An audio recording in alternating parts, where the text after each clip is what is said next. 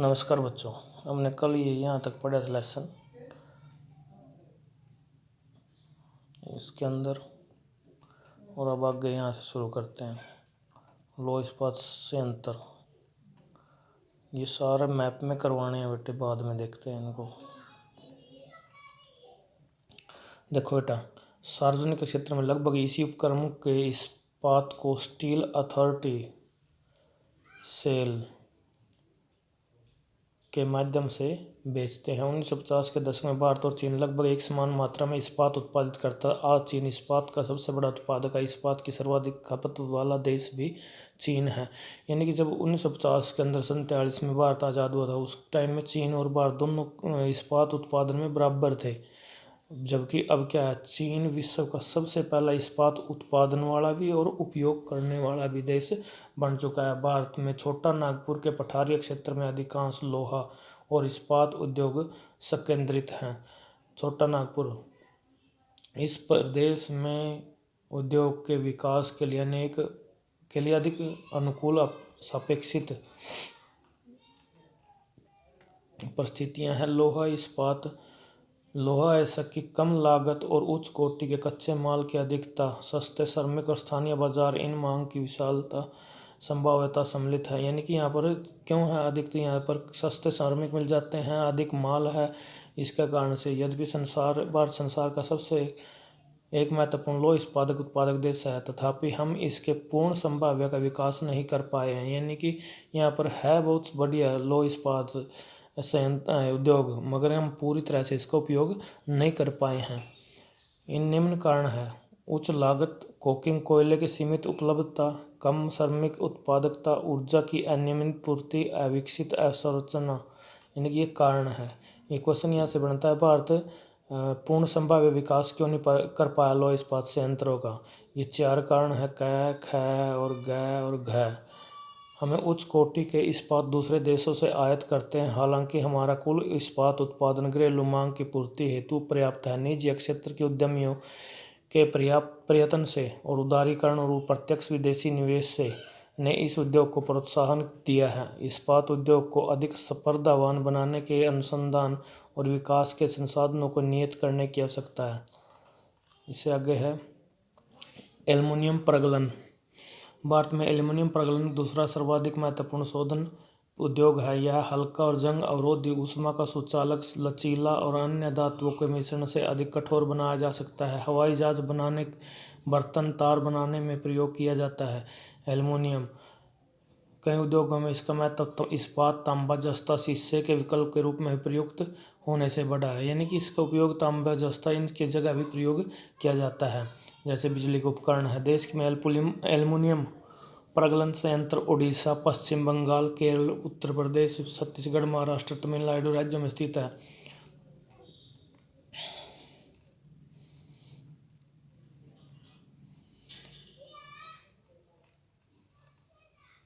प्रगलकों में बॉक्साइट कच्चे पदार्थ के रूप में, यानी कि जो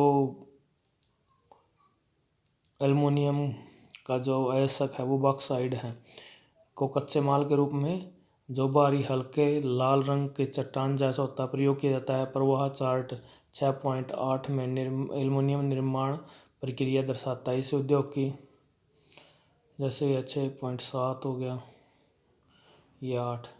सबसे पहले बॉक्साइड कच्चा माल, बॉक्साइड खनन में परिवहन के द्वारा, रेल और समुद्री जहाज़ों द्वारा बॉक्साइड एल्युमिनियम गोलन। उसके बाद ये सारी प्रक्रियाएं हैं, ये सारी हैं उसमें। स्थापना के दो महत्वपूर्ण आवश्यकता है: नियमित ऊर्जा की पूर्ति और कम कीमत पर कच्चे माल की सुनिश्चितता।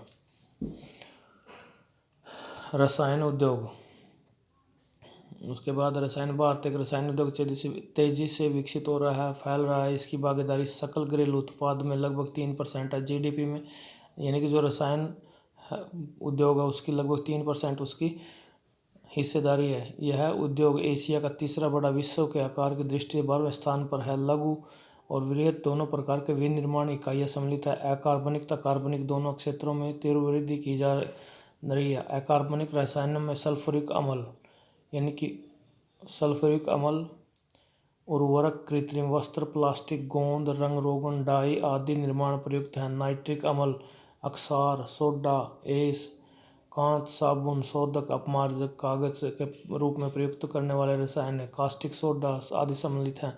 इन उद्योगों का देश में विस्तृत फैलाव है। क्या आप बता सकते हैं ऐसा क्यों?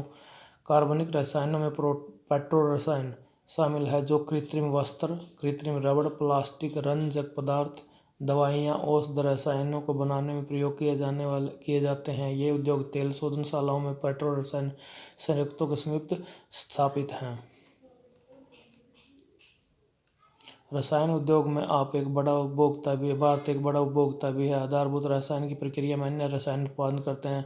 ये सारे रसायन उद्योग हैं। उर्वरक उद्योग, उर्वरक उद्योग में नाइट्रोजन उर्वरक जैसे यूरिया, फास्फोरिक उर्वरक डीएपी, अमोनिया सल्फेट, मिश्रित उर्वरक जैसे 3 पोषक तत्वों वाला नाइट्रोजन, फास्फोरस, पोटास के उत्पादन क्षेत्र के इर्द गिर्द केंद्रीय। तीसरा अर्थात पोटास पूर्णतः आयात है, यानी कि जो पोटास है ये अपने देश में नहीं बनता, ये क्या है, आयात किया जाता है दूसरे देशों से, क्योंकि हमारे देश में वाणिज्यिक रूप से या किसी भी रूप में प्रयुक्त होने वाला पोटास या पोटासियम यौगिक के भंडार नहीं है। हरित क्रांति के पश्चात उद्योग में अन्य अनेक भागों में फैल गया। गुजरात, तमिलनाडु, उत्तर प्रदेश, पंजाब, केरल राज्य कुछ उर्वरक उत्पादनों का लगभग 50% उत्पादन करते हैं। अन्य महत्वपूर्ण उत्पादक राज्य आंध्र प्रदेश, उड़ीसा, राजस्थान, बिहार, महाराष्ट्र, असम, पश्चिम बंगाल, गोवा, दिल्ली, मध्य प्रदेश, कर्नाटक हैं। सीमेंट उद्योग निर्माण कार्यों जैसे घर, कारखाने, पुल, सड़कें, हवाई अड्डा, बांध, अन्य व्यापारिक प्रतिष्ठानों के निर्माण में सीमेंट आवश्यक है। इस उद्योग की भारी और स्थूल कच्चे माल जैसे चूना पत्थर, सिलिका, जिप्सम की आवश्यकता होती है। रेल परिवहन के अतिरिक्त इसमें कोयला और उत्पादक राज्य है। ये देखो, उसके बाद है पहला सीमेंट उद्योग 1904 में, यानी कब लगाया गया? तो 1904 में चेन्नई में लगाया गया। स्वतंत्रता के पश्चात उद्योग का प्रसार हुआ। गुणवत्ता में सुधार के कारण भारत की घरेलू मांग के अतिरिक्त पूर्वी एशिया, मध्य पूर्वी अफ्रीका। मोटर गाड़ी उद्योग अतिरिक्त सामान तीव्र परिवहन के लिए भारत में विभिन्न केंद्रों पर ट्रक, बसें, कारें, मोटरसाइकिल, स्कूटर, तिपहिया बहुउपयोगी वाहन निर्मित किए जाते हैं। उदारीकरण के पश्चात नए और आधुनिक मॉडल वाहनों का बाजार और वाहनों की मांग बढ़ी है, जिससे इस उद्योग में विशेषकर कार, दोपहिया, तिपहिया वाहनों का अपार वृद्धि हुई है। यह उद्योग दिल्ली, गुड़गांव, मुंबई, पुणे, चेन्नई, कोलकाता, लखनऊ, इंदौर, हैदराबाद, जमशेदपुर, बेंगलुरु के आसपास स्थित है। सूचना प्रौद्योगिकी और इलेक्ट्रॉनिक उद्योग इलेक्ट्रॉनिक उद्योग में के अंतर्गत आने वाले उत्पादों में ट्रांजिस्टर से लेकर टेलीविज़न, टेलीफोन, सेल्फोनिक, telecom, telephone exchange, radar, computer, दूरसंचार उद्योग के लिए उपयोगी अनेक अन्य उपकरण तक बनाए जाते हैं। बेंगलुरु भारत की इलेक्ट्रॉनिक राजधानी है। भारत की इलेक्ट्रॉनिक राजधानी कौन सी है? बेंगलुरु राजधानी के रूप में उभरा है। इलेक्ट्रॉनिक सामान के अन्य महत्वपूर्ण उत्पादक केंद्र कौन कौन से इलेक्ट्रॉनिक? मुंबई, दिल्ली, हैदराबाद, पुणे, चेन्नई, कोलकाता तथा लखनऊ है। इस उद्योग में सर्वाधिक संकेंद्रित बेंगलुरु है। नोएडा, मुंबई, सॉफ्टवेयर पार्क भी कह सकते हैं इसको हम, पुणे में है। यहाँ अत्यंत रोचक है इसकी प्रौद्योगिकी। सूचना प्रौद्योगिकी के उद्योग के सफल होने के कारण हार्डवेयर और सॉफ्टवेयर में निरंतर विकास हुआ है। औद्योगिक प्रदूषण और पर्यावरण का निम्नीकरण, ये आ गया मेन क्वेश्चन। औद्योगिक प्रदूषण क्या है और पर्यावरण निम्नीकरण के क्या कारण हैं? यदि भारतीय अर्थव्यवस्था की वृद्धि में भी महत्वपूर्ण भूमिका तथा इसके बढ़ते भूमि, वायु, जल और पर्यावरण प्रदूषण को भी नकारा नहीं जा सकता। भारत उद्योग 4 प्रकार के प्रदूषण को उत्तरदायी है: वायु, जल, भूमि और ध्वनि। 4 प्रकार का प्रदूषण करते हैं जो उद्योग है। प्रदूषण करने वाले उद्योगों में ताप विद्युत भी सम्मिलित है। ताप विद्युत गृह भी सम्मिलित है। वायु प्रदूषण अधिक अनुपात में अनचाही गैसों की उपस्थिति में, जैसे sulphur dioxide, carbon dioxide, carbon monoxide वायु प्रदूषण का कारण है। वायु में निलंबित कणनुमा पदार्थों में ठोस और द्रवित दोनों प्रकार के कण होते हैं, जैसे धूलि, स्प्रे, कुआसा, धुआं। रसायन और कागज उद्योग, ईंट के भट्ठे, तेल शोधनशालाएं, प्रगलन, यानी कि वायु प्रदूषण के कौन कौन से कारण हैं इसके अंदर ये सारे दिए हुए हैं। इस पैरे के अंदर दुष्प्रभाव भी दिए हुए हैं इसके। ये पूरा पैरा वायु प्रदूषण के क्या प्रभाव हैं ये करना है बेटे अपना। उसके बाद है जल प्रदूषण। जल प्रदूषण उद्योग द्वारा अकार्बनिक तथा कार्बनिक अपशिष्ट पदार्थों के नदी में छोड़ने से जल प्रदूषण फैलता है।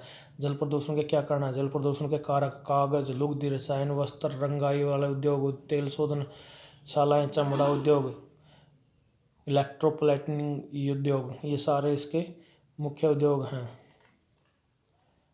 जो रंग अपमार्जक अम्ल, लवण और भारी धातुएं जैसे पारा, कीटनाशक, उर्वरक, कार्बन, प्लास्टिक, रबड़ सहित कृत्रिम रसायन, ये सारे इसके हैं। तापीय विद्युत ये सबसे मेन इंपॉर्टेंट है।